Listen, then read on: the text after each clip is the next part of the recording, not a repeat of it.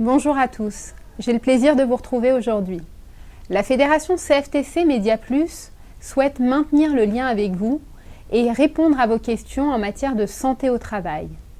Face à une hausse des arrêts maladie de longue durée, des troubles psychosociaux et des burn-out, il est indispensable d'agir pour améliorer nos conditions de travail. L'entreprise n'est peut-être pas systématiquement responsable des maux des salariés, mais lorsque c'est le cas, quand et comment sa responsabilité est-elle engagée? Pour répondre à nos questions, Maître Saada, associée du cabinet L'Atelier des droits, avocate à la Cour, spécialiste en droit du travail, en droit de la sécurité sociale et de la protection sociale, va nous aider à répondre à ces questions.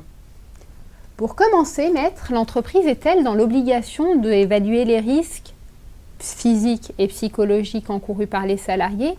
Et si oui, comment?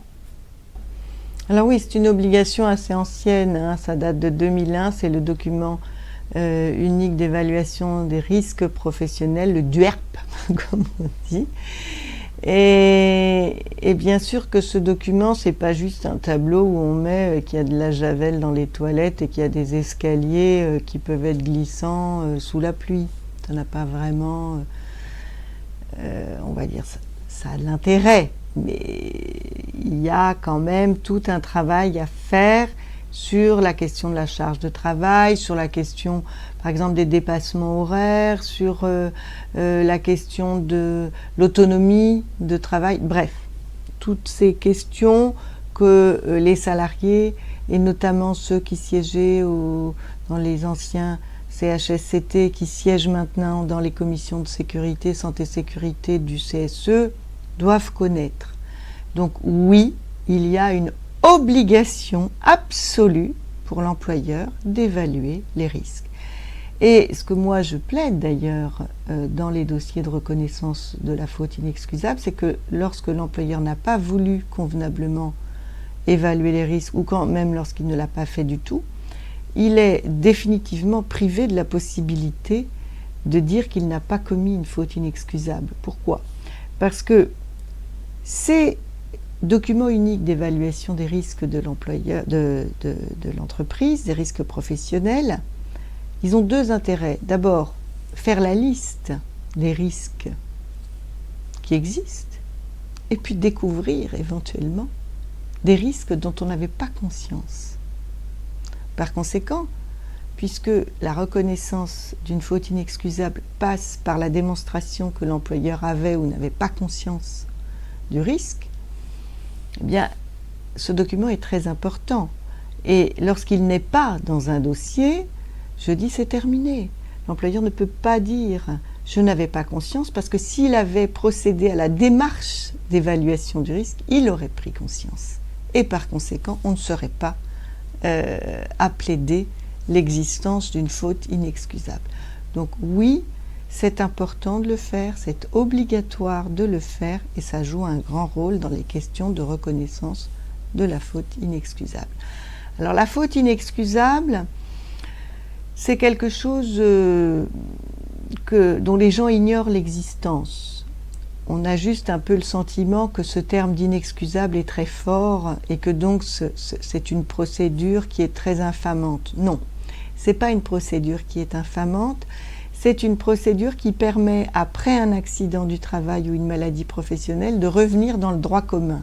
Puisque lorsqu'on est victime d'un accident du travail ou d'une maladie professionnelle, en réalité, la réparation du préjudice n'est pas intégrale.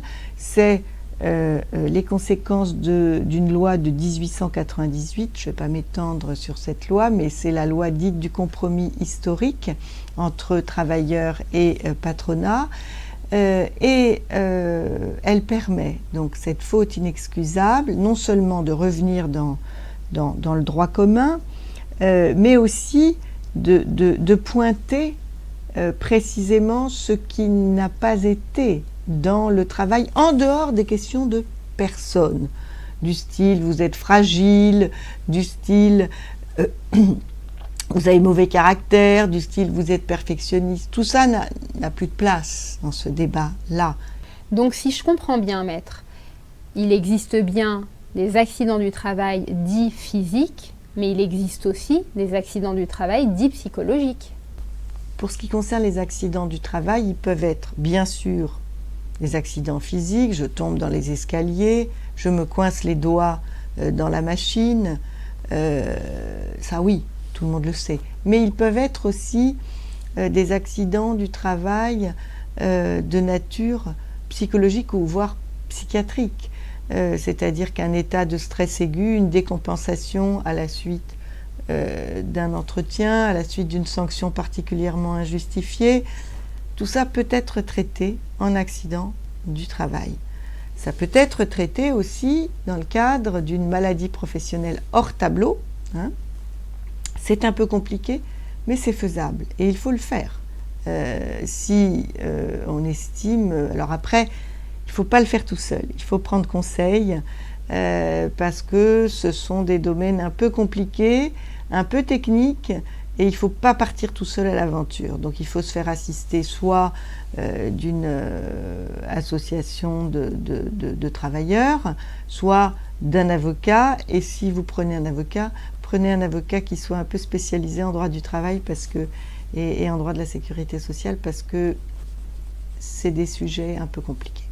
Il existe même une circulaire particulière de la CNAM, donc de la Caisse d'assurance maladie, donc au niveau national, qui donne toute une méthodologie pour la reconnaissance des accidents du travail d'ordre psychologique. Par exemple, l'ESA, l'état de stress aigu, est susceptible d'être reconnu comme un accident du travail. Pouvez-vous nous donner quelques exemples de fautes inexcusables? À qui incombe la charge de la preuve et comment la démontrer? Alors les exemples de fautes inexcusables, j'en ai malheureusement plusieurs parce que c'est un peu mon quotidien. Malheureusement, ils sont beaucoup en relation avec des suicides. Mais c'est intéressant de donner cet exemple parce que vous vous souvenez peut-être des dossiers de Renault, des suicides chez Renault. J'ai fait reconnaître la faute inexcusable pour la veuve d'Antonio, qui était le premier ingénieur à sauter d'une hauteur de 12 mètres au centre de recherche de Guyancourt. La faute inexcusable a été reconnue parce que en relation directe avec la charge de travail et avec le fait que l'employeur n'avait pas pris les mesures nécessaires pour éviter l'exposition au risque. Parce que, évidemment, ce que me soutenait Renault, c'était de dire « Mais enfin, on ne peut pas deviner qu'il allait se suicider. Sa propre épouse n'a pas deviné qu'il allait se suicider. » En fait, c'est confondre le risque avec la réalisation du risque. En réalité, ce qu'on demande aux employeurs, c'est pas de deviner si les salariés vont se tuer sur la route en voiture, sombrer dans l'alcoolisme ou se jeter de 12 mètres de haut. C'est pas ça qu'on leur demande. On leur demande de ne pas les exposer à un risque qui pourrait les conduire à. Lorsqu'on met des barrières sur un échafaudage, tout le monde trouve ça normal de mettre des barrières sur un échafaudage. Et aucun employeur ne vient dire « mais en m'obligeant à mettre des barrières, vous me demandez de deviner s'il va tomber sur la tête ou sur le bras ». C'est le même raisonnement qu'il faut faire avec ce qu'on appelle les risques psychosociaux. On a une bonne connaissance, une bonne documentation maintenant. Mais en gros, si vous mettez à quelqu'un des objectifs inatteignables, si vous le faites travailler très au-delà des limites maximum, si vous ne lui accordez pas la reconnaissance qui lui revient, alors là, oui, vous l'exposez à un risque sérieux. Et là, vous commettez une faute. Comment l'employeur aurait-il pu identifier le risque encouru par le salarié et ainsi protéger sa santé? Comment les employeurs peuvent identifier? Il y a beaucoup de bon sens, beaucoup. beaucoup de bon sens, beaucoup de loyauté et beaucoup d'écoute de ce que disent les travailleurs, tout simplement. Alors, tout est question d'équilibre. On va vous dire, oui, mais si je prends telle mesure, ça va me coûter trop d'argent, la boîte va faire faillite. C'est un discours qui est trop reconnu, ça. En vérité, les entreprises aujourd'hui, elles ne payent pas suffisamment le prix de la sécurité. Et la sécurité repose beaucoup sur la responsabilité individuelle. Et ça, c'est un problème. Quelles sont les conséquences en cas de manquement par l'entreprise de son obligation de sécurité? Elles peuvent être à la fois très grandes et très limitées. S'il y a une reconnaissance de la faute inexcusable, là, ça coûte très cher. Pourquoi? Parce que toutes les conséquences de l'accident du travail, le versement de la rente, les dommages et intérêts, etc., c'est la caisse primaire qui en fait l'avance, mais qui se fait rembourser par l'employeur. Elle fait une capitalisation de la rente. Et par exemple, là, dans un dossier que j'ai, la capitalisation de la rente de la veuve et des enfants arrive à plus de 2 millions d'euros, par exemple. Dans un dossier que j'ai plaidé hier, sur une petite rente, la capitalisation est de 130 000 euros. Donc, s'il y a faute inexcusable, ça coûte cher et ça libère en plus la branche AT-MP de la sécurité sociale du coût, puisque le coût est le résultat de la faute de l'employeur, donc c'est normal que ce ne soit pas la collectivité qui paye définitivement pour lui. Donc ça peut coûter cher. Souvent, ça ne coûte pas assez cher. Souvent, les sanctions sont faibles.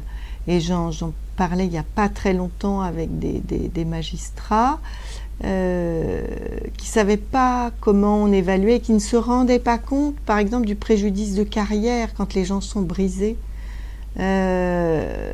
qui n'arriveront pas à se remettre dans leur travail initial. Et leur accorder 2 mois, 3 mois de salaire ou même 10 mois de salaire.